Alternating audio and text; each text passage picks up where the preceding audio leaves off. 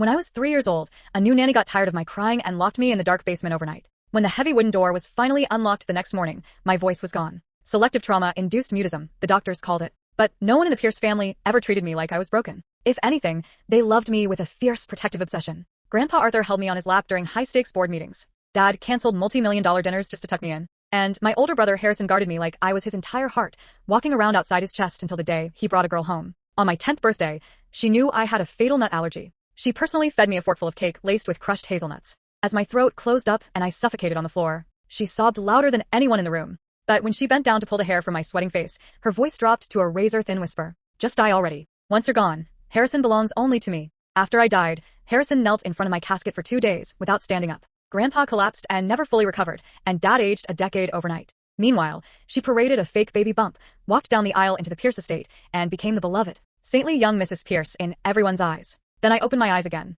I was back, 5 years old, the sunlight streaming through the stained glass foyer. I realized as I had returned to the exact afternoon Harrison first brought Sienna home to the Pierce ancestral estate. The housekeeper's voice echoed from the front doors. Master, Harrison is home. My entire body went rigid. A second later, my brother walked in hand with a woman. She was carrying a plush pink teddy bear, her smile radiant and soft. She knelt in front of my small armchair, her tone dripping with sweet affection. Nora, sweetie, I'm Sienna. I'm going to take such good care of you from now on. I stared at her immaculate, beautiful face, and the blood in my veins turned to ice. In my previous life, she had sat by my bed holding that exact teddy bear. The moment the maid stepped out, she pulled a long silver pin from the bear's embroidered ear and rammed it into the flesh beneath my fingernails. Once, then again, who told you to hog all their love? She had whispered. I couldn't scream then. I could only sit there, warm tears streaming down my face. Remembering the blinding pain, I raised my arm and shoved the teddy bear out of her hands with all the force my 5-year-old body could muster. It tumbled across the hardwood floor.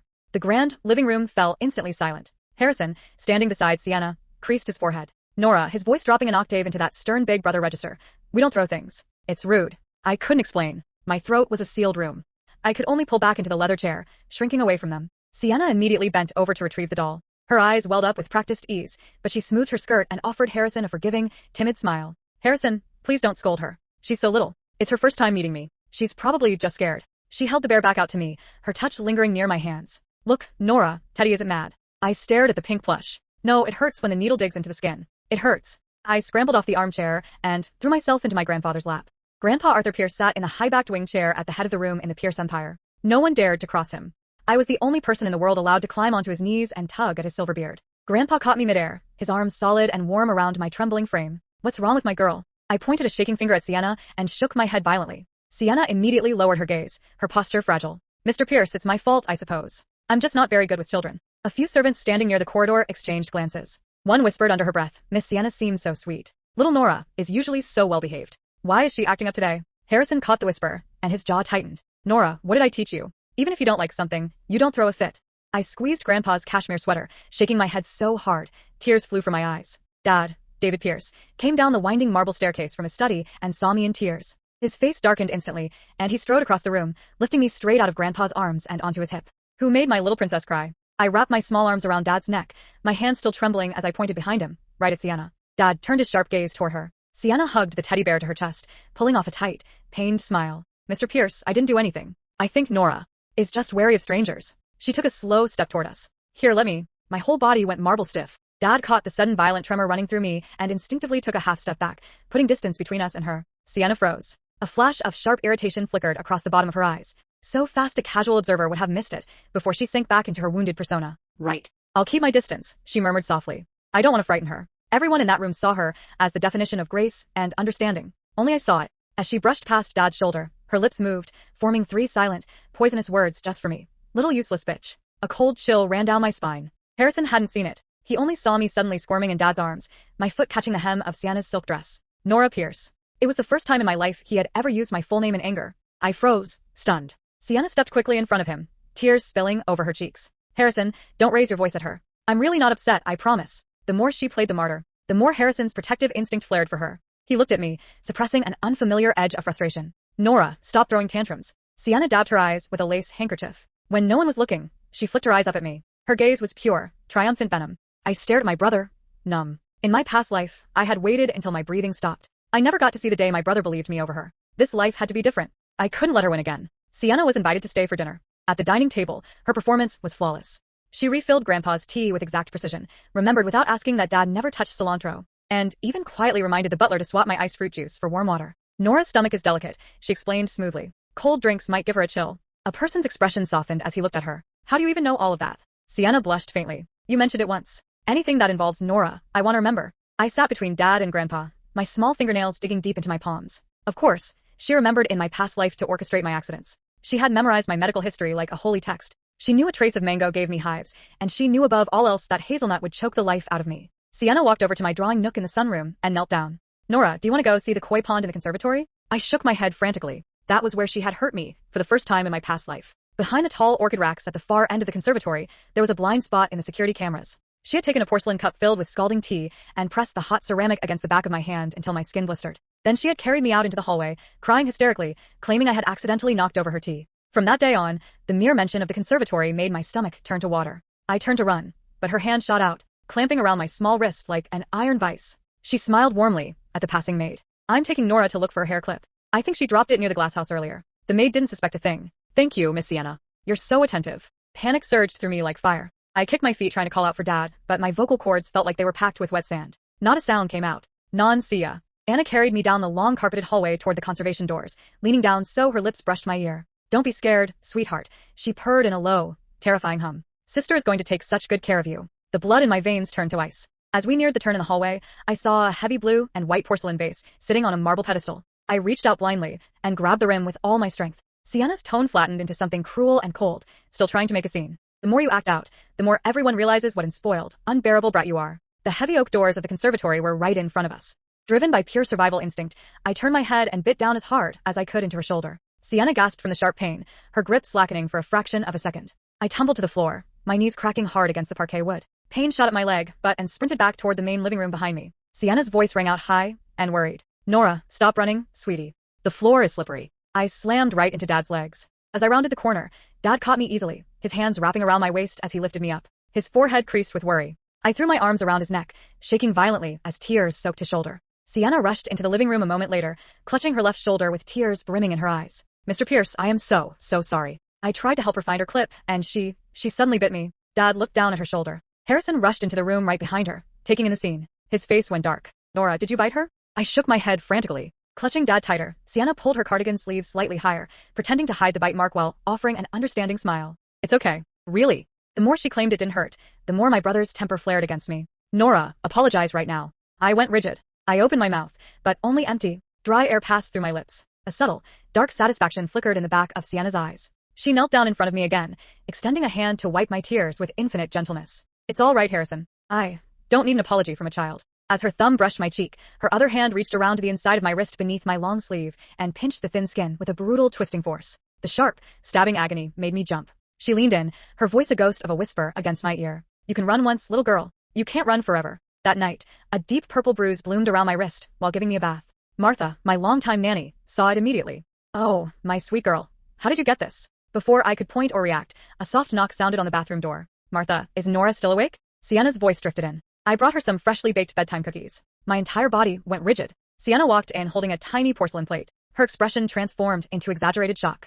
Oh, goodness, Nora. Did you get that when you fell in the hallway earlier? Martha swallowed the lie instantly. Poor little thing was running so fast, she must have knocked against the door frame. Sienna picked up a golden cookie and held it out to my mouth. Consider this an apology from me. Okay, I checked with the chef. Absolutely no nuts in these. I stared at the cookie, my breathing growing shallow and fast. In my past life, the very first time she triggered my allergic reaction, it had started with cookies exactly like these.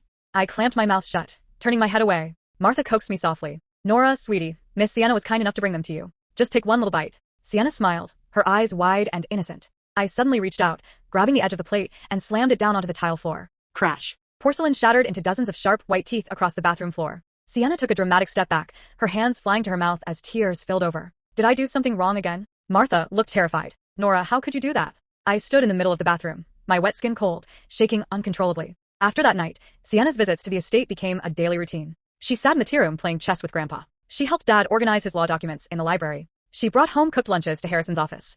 And, of course, she brought special treats for me. I refused every single one. Every time I turned away, she would look at Harrison with red-rimmed eyes. Nora still refuses to accept me. I don't know what else I can do. Caught in the middle, Harrison grew visibly exhausted. He came into my room late one afternoon, sitting on the edge of my bed. Nora, why do you hate her so much? I had no words to offer him, so I picked up my crayons. I drew a picture of a woman, standing inside a glass house. I drew a tiny girl collapsed on the floor, her hands clasped around her own throat. I thrust the paper into Dad's hands when he got home from work. Dad studied the crayon drawing for a long time, his brow furrowed deep into a line. Nora, are you trying to tell me that Sienna is hurting you? I nodded with everything I had. Dad didn't dismiss me. He immediately called Benson and ordered him to review the conservation footage from that afternoon. But I hadn't stepped inside the conservation that day. Cameras only caught Sienna carrying me down the hallway, me biting her shoulder, and me running away. The hot teacup in the drawing hadn't happened yet. In this timeline, the pink bear had been searched by Martha, but the pin was already gone. Dad didn't punish me, but without physical evidence, the investigation hit a wall. Sienna found out almost immediately. While Martha went down to the kitchen to fetch my evening medicine, Sienna and I pushed open the door to my playroom.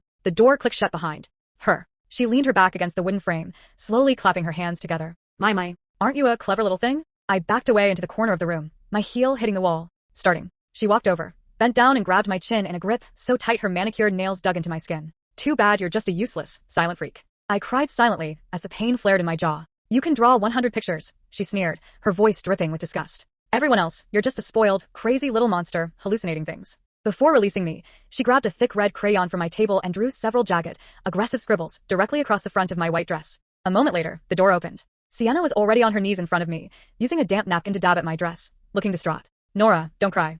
It's just a little crayon. Sister will help you wash it out. Seeing my tears in the ruined dress, Martha assumed I had thrown another destructive tantrum. You shouldn't have to deal with this. Sienna offered a weary, sweet smile. It's no trouble at all. As she turned to leave, her lips silently moved again. Little bitch. Shivering intensified. That evening, Grandpa brought me into his private study. He pointed to the picture of the cake I had drawn earlier that day. Nora, did she try to give you something bad to eat? I nodded. Grandpa paused, his voice low. Does she know about your hazelnut allergy? I nodded again. Grandpa sat in silence for a long moment. Then he reached for the intercom on his desk. Mr. Pierce. Starting today, every item of food that enters Nora's room must be logged and tested separately. Change the lock on the medical storage room to a dual authorization key card and clear every single security camera blind spot on this estate. By tomorrow morning, I felt a tiny knot in my chest untie, but Sienna moved faster than anyone expected. The next morning, I saw her standing at the far end of the service corridor, speaking to a newly hired kitchen assistant. The girl was holding a small amber glass bottle labeled vanilla extract in English. In my past life, I knew that scent. Hazelnut paste was blended into heavy cream. It produced that exact sickly sweet vanilla aroma.